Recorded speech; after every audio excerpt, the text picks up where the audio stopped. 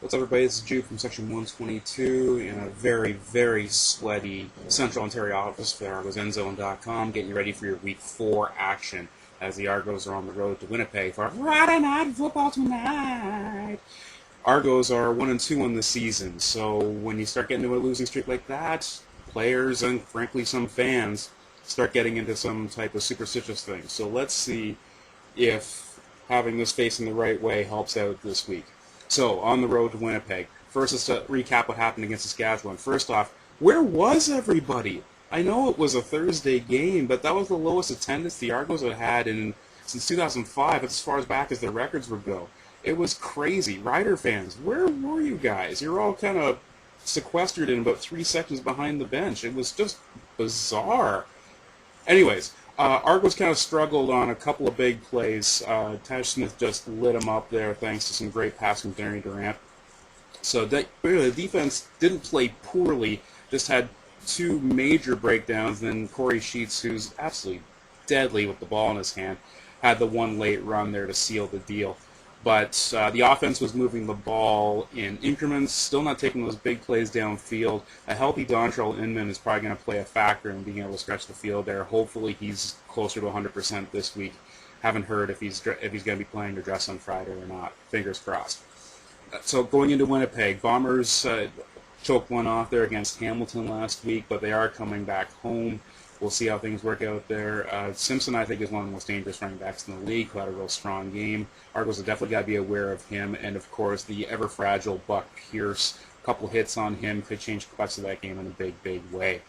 So I think the players to watch this week. Offensively, I think we're due for another big Spencer Watt game. I got a good call there earlier on in the season. I think it's going to be a Spencer Watt night.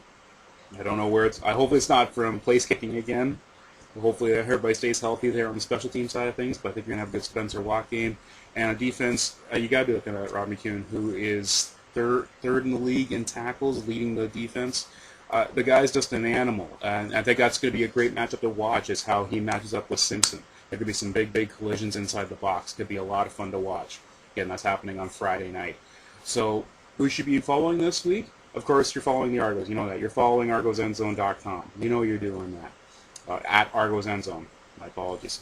So today I want you to follow Lori Bursey. She's the president of the Argos fan club, friends of the Argonauts. So follow her at Argos Diva.